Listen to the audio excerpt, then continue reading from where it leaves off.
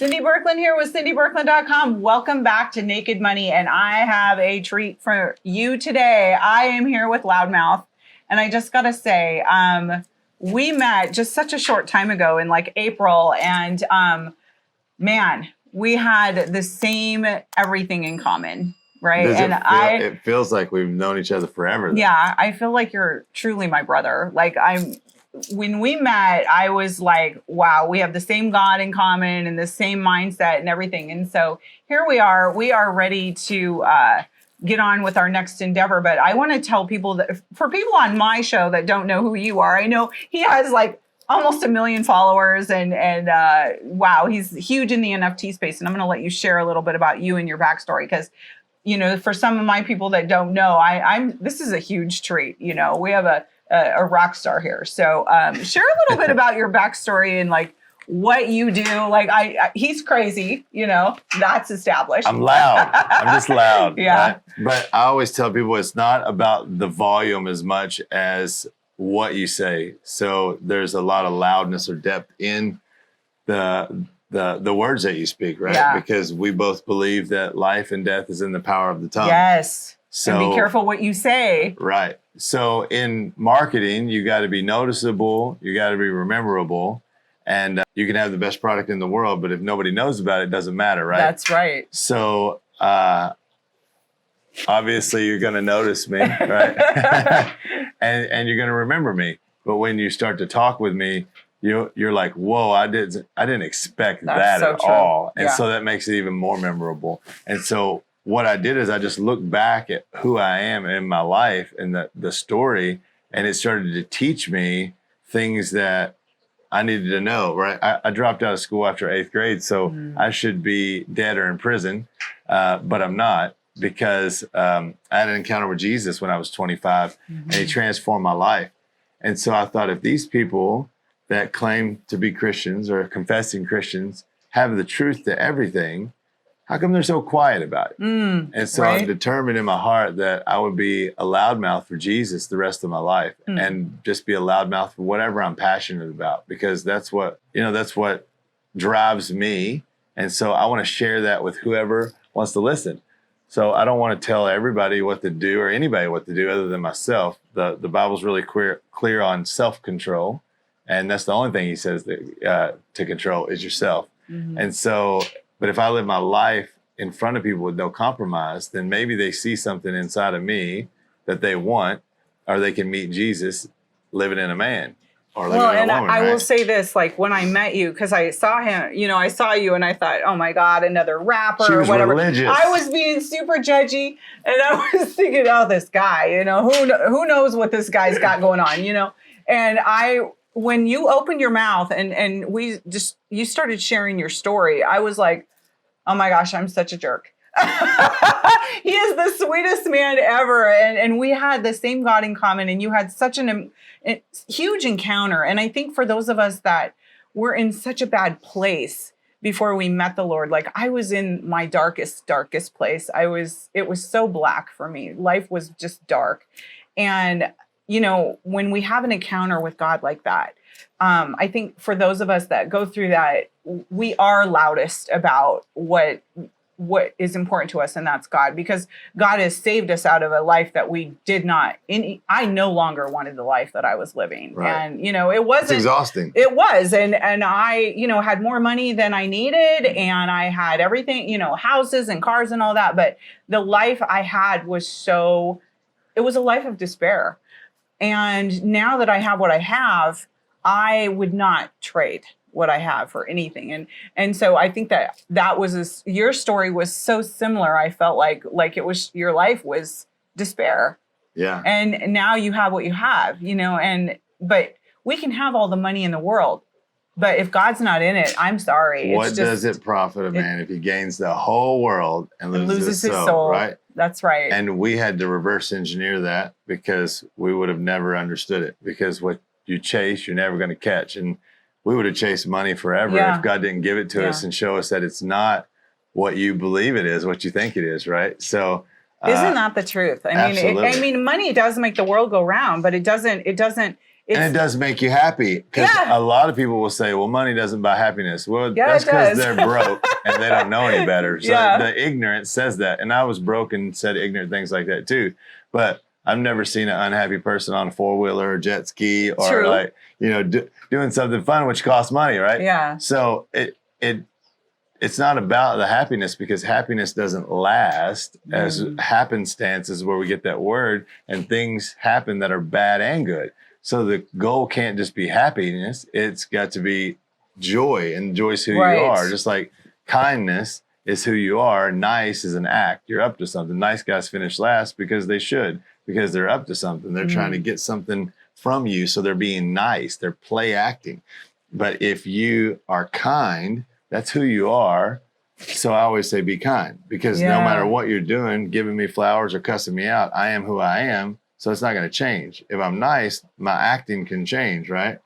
But I heard you say on the interview earlier, like I was listening to one of your interviews, and you said how you act isn't going to change who I am. Right. I'm kind, and your behavior doesn't change who I am authentically. If and you if know we're who authentically you are, kind, and it's easy to be kind when you have the love of the Lord in your life. You got to have identity. You have to know who you are. Right? Yeah. And the only person that can tell you truly who you are is Jesus. Right. That's why it says, you know the truth, and the truth sets you free.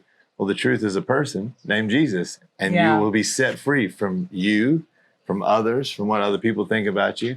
And so I want to share this one story, because she shared about the first time that she heard me speak. And I heard her speak first, though. And I always share my faith everywhere I go in different ways. And so I had one way I was probably going to share. And when she got up to speak, she spoke before me, and she inspired me with her boldness, because she immediately started to say, my business partner is God. Yes. And then she started to speak about that, and it made courage rise up in me to think, all right, well, I'm going down a whole different road. I'm going to just hit them right in the chin with it. And I'm not going to ease into this, because she's already did that work for me. I laid some groundwork that day a little bit. Didn't know that I was doing that, but she had no idea, right?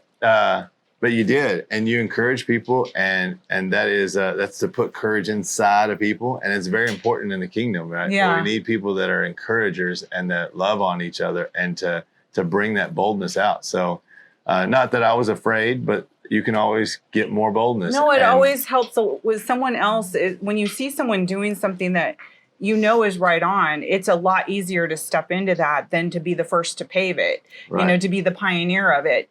And I'm telling you, like in that moment, I knew that when I was going out to Miami, God had me on a mission. I didn't know what it looked like. He just said, I'm going to do something really, really huge. And so I was like, all right, God, I'm just going to say what you want me to say. I'm going to be your mouthpiece. And, that day changed everything, because I look at how we got to know each other in that event. And I felt like I had known you my whole life. We said that earlier. But now, Loudmouth and I are working on a really amazing project right now. It's going to be epic. It's going to be very fun and epic, yes. I'm very excited to share what we're up to, but we will do that later. We're not telling everybody anything yet, but we can tell you a little something. So I guess I worded that wrong. We can give you some teasers, right? Yeah. So we just know it's going to be fun. Yeah. And we might come back to that here in a minute. Right. Well, and I want to say this. So we had talked about in that event in April. I think that what I want to get out in the world is that, like, as I shared earlier, God is my CEO of my business. And for a lot of people that are struggling in their business, if God is not the head of your business and he's not the CEO of your business, you can't make your plans large. For me, I can make my plans as large as possible because God is the CEO of my business. God will do things. If I had to do everything in my own strength, it would be exhausting. But when I let God kind of rule and reign, he sees things from a different vantage point, and he can just direct me right where I need to be as long as I'm listening, and he directed us together. And now I feel like what he's going to be doing with what we're going to do on our next project is going to be just massively huge. Yeah, because I think that people are called to certain people, right? Yeah. So when we met, we found each other. It was like, oh, we found our people, right? Yes. And that tribe, right? And that doesn't mean that you do certain things at the expense of others, and it doesn't mean that other people aren't a part of it. But that core, like, oh man, I feel like we've known each other forever. Well, you know? and it goes without saying, I think you brought this up too earlier, was, we find people that we want to do business with, that appreciate us, that celebrate us. Yeah. Those are the people we want to do business with. We go where we're celebrated, not tolerated. And I always bring this up, like Jesus didn't do business in his own hometown because he was just Joseph the carpenter's kid. A lot of people didn't believe him when he was out there ready to do miracles. Right. And I feel like the people that know me, love me, trust me, those are the people I want to do business with, like, all the time. I don't want to have to do business with people that I'm always having to convince. Just for clarification on that, though, that doesn't mean in deception, right? Or that you can't be submitted to anything or take correction, right? That don't just go where they're just celebrating you in a facetious kind of way, like, to make you feel good or tell you what you want to hear so they can get what they want from you. But actually, when you know who you are and what you're called to do, then that's a good telltale sign that you're with your people, because there's a lot of affirmation and I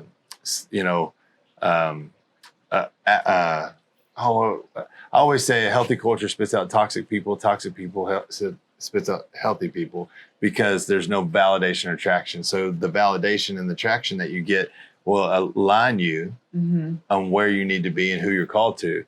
And so just to clarify on that, like, if I worked at Burger King and then I started working at Chick-fil-A, Chick-fil-A has a way of, they say, my pleasure. That's my pleasure, right? So they've set that in their culture, and that's their values. If I started to say, hey, we should say, have it your way, because that's what Burger King does, I wouldn't get any validation or traction. So I either conform to Chick-fil-A's way of that's my pleasure, or I leave because I don't get validation and traction. So a healthy culture will spit out toxicity, and a toxic culture will spit out healthy people, because the healthy people won't get validation or traction when they say, hey, let's not talk about people while they're not here. They're not here to defend themselves. They're going to keep on, and I'm not getting any validation or traction. So I know that's not where I'm called. So when we say that, it can be confusing in a sense, like, I want to go where I'm celebrated, not tolerated. But if you're deceived and you're like wilding out and people are trying to help bring you back into an understanding of who you are and identity, then it's not going to feel like celebration at the time, but it's walking in love. So once you know that, then you go where you're celebrated, not tolerated, because that's who you're called to. So I just wanted to clarify that, because I used to say that in my younger days, and I'm not saying and not accept coaching without the understanding. Just like in business, they say, well, most successful multimillionaires have 6 streams of income, but they don't tell the rest of that context. And so then people go to try to start 6 businesses and fail at all of them, because it is true, that's the end result. But you got to go do one business really, really well. And master. And then as the excess and overflow from that business comes, then you can start to invest that in the next couple ventures. Some will fail, some will win. Maybe they'll all win for you. I don't know. But that gives you that almost like leaning on each other's back so you don't sleep in the mud, Forrest Gump, Bubba Gump type deal, right? So if you try to go do 6 at one time, you're not going to do anything well. But if you do one thing well, then it can just start to excess and go. And then at the end result, you've got 6 streams of income or more, because you've done one thing at a time well. So it's really amazing. It's so true. And I'm glad you brought that up, because I have watched so many people, they just keep adding before it's time. Yeah, because you can be a drug addict and hang around with other drug addicts, and they're going to celebrate you, right? Like, I'm going where I'm celebrated. My mom's telling me not to do drugs. I ain't going to be, So just make sure you don't take her out of context. Right. Well, it's just the same with reading the Bible. People will take one scripture and make that everything. I'm like, well, did you read the scripture before and the one after and put it in context a little bit better? And did you read it just for ammunition, or did you read it to get to know him? Yeah. Big difference. Yeah. Reading it just to get through the page versus reading it to know him. You could stay on, I think my wife, she stayed in the book of Luke for a year. Just because there's so much meat there, and there's a lot to understand. Because you're getting to know him through that. He says in the beginning was the Word, and the Word was with God, and the Word was God. So that means that the Word is him, and the best way to get to know him and spend time with him is in his Word. But don't do it just to read through the page or the chapter or the verse or to get done reading the Bible. Yeah. Read it to know him and spend time with him. And then it'll actually read you, because it's alive and active. and it'll transform your life. Over it was and over really and over amazing. again. I did the same thing. I just finished Matthew, and it took me forever to get through it. But when I realized, this isn't a race, it's not a sprint. No. But to really digest every single chapter, I could only read really a chapter at a time because I really was processing through a lot of that stuff, and what it really did for me on a daily, sometimes I carried that through for days. Like, man, God, I didn't realize you really needed me to hear this because it's really ministering to me. No, I think reading the Bible, when we start reading it from a concept of, I really want to get to know you, God. What do you want me to know in this? It's really so powerful. Like a lot, I look back before I really gave my life to the Lord. Like, I read the Bible with a different mindset. Like, I was reading it just because I knew I was supposed to, but I really didn't get anything out of it. But man, when I started asking God before I would sit down to read it, like, will you please share with me what you want me to learn today? Right. It just opened my eyes so differently. So the statistics show that like 2% or less of confessing Christians share their faith, right? And like I said, that's one of the reasons my name is Loudmouth. I want to be a loud mouth about Jesus forever because nobody really told me anything about it, and they've got the answers to everything. And so in church, a lot of people will say, you have the fear of man. You have to overcome the fear of man and not worry about what others think, which is true to an extent. And then some people will say, well, you're charismatic, you're an extrovert, I'm not, I'm an introvert.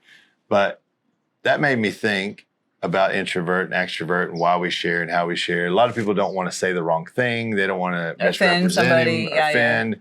But the offense kind of is like the fear of man too. But I really think the ultimate reason behind that is because you can take the most introverted person in the world, and they will have no problem sharing with a complete stranger a picture of their dog, their children, or their wife or husband. And so that makes me think, why does that introvert not have a problem with that? And I believe it's because they're fully convinced that that is their dog and their children and their spouse. So they have that true relationship with them, and they know that that's there without a shadow of a doubt. That's my wife. They know that person. That's they're in kids. relationship with them. That's my kids, right? So I'm going to share that with anybody because I don't care. So if you have a problem sharing your faith, I say this to encourage you.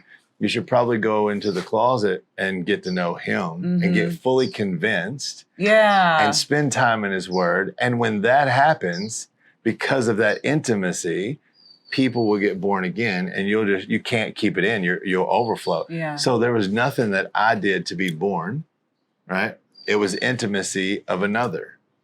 It was intimacy of another. Yeah. You did nothing to be here. You were born. Right. Well, when Nicodemus asked Jesus, what must we do to be saved? And he says, a man must be born again to enter the kingdom of heaven. So I don't think Jesus mistakenly used that. So I'm thinking, all right, well, if he said it must be born again, Nicodemus said, how can I be born again? Enter my mom's womb as a grown-up, right? He says you have to be born of the water, natural birth, your mom's water break and your birth, right? Nothing you did caused that. That's right. And then you have to be born again by the Spirit, which is through the Spirit of God, renewing your mind and the salvation that comes through Jesus, right? So if intimacy of another got us born and there was nothing we could do, I think by Jesus' statement, it's saying by the intimacy that another has with Jesus, people are born again. So nothing you did got you saved. It's the mercy and grace of God by him showing you that favor. But because this person spent time with Jesus and then they share and then now you get born again. That's a fruit of what they did in secret, intimate with the Father. And so then when you realize that, you share and you have intimate relationship with the Father, and then more people are born again. I just think that's, and then you never have a problem sharing with anybody because you're fully convinced that he's yours. And you're like, look. I know. And if he had a refrigerator, I'm on the refrigerator. He's showing pictures of me. Yeah. Right. It's really amazing to me, like when I will hear people say some of the craziest thing, well, God did this to teach me a lesson, or God gave my child cancer. I'm like, oh my gosh, God would never, ever do something like that. And I want people to know, like I would know you, like if someone said XYZ about Loudmouth, I'm like, no, you don't know him like I know him.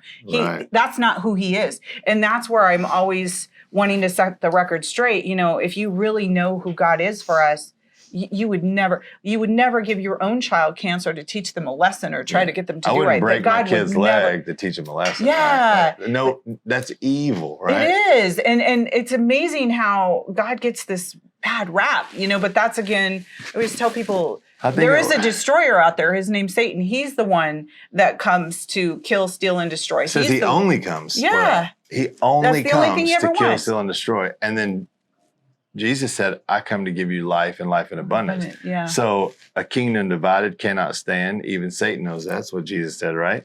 So then it also says, let this mind be in you, which was also in Christ Jesus, who thought it not robbery to be equal with God, but yet made himself of no reputation. So if you are not trying to make you a reputation, then you have the mind of Christ. And those thoughts are his thoughts that he wants people to, you introduce them to him in you. Mm-hmm. And so when that happens, then people will understand who he is. So instead of you trying to convince somebody of something, you're actually introducing them to the best teacher, the best evangelist. Meet like we would meet my dad or meet my best friend, or this, you want that person to really know God like you do. Right. And then it says to take every thought captive and put it under the obedience of Christ. What does that mean? Right? It means that every thought that comes through your mind might not be just yours. There's three voices: the enemy's voice, God's voice, and your voice.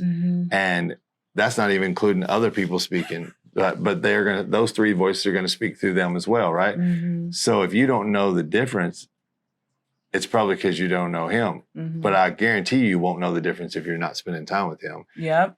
But right there, it said a kingdom divided cannot stand lest it fall. So there's one kingdom, the kingdom of light and life, that's giving. And then there's one kingdom that is the kingdom of darkness that is only shows up to kill, steal, and destroy. So that's really clear to cipher through what thought is from him and what thought is not, because Jesus said a kingdom divided or a house divided cannot stand lest it fall. Even Satan knows this. You ever seen a witch fighting a witch? A demon fighting a demon? No. So they're aware of the divide and conquer. So if you take every thought captive, that means every thought that goes through your mind, you put it in handcuffs. And it only gets released if it's a giving thought. And if it's a taking thought, a steal, kill, destroy thought, it never gets released. And that's how you've put it under the obedience of Christ. Both thoughts. So after you start getting in the habit of doing that, it's really simple to know whatever someone has spoke, life and death is in the power of the tongue. We said it in the beginning. Yes. It's very important what we say. So every word that's spoke, is that a giving thought? Is that a taking thought? Is that trying to steal, kill, or destroy? Is that trying to give life and life in abundance? And then it's just becomes natural, right? It's easier to course correct when it's really that simple. Then you put every thought under captivity and you've only released the thoughts that are from him. Yeah. And then your life gets in alignment. This is the steps of a good man are ordered by the Lord, and he delighteth in his way.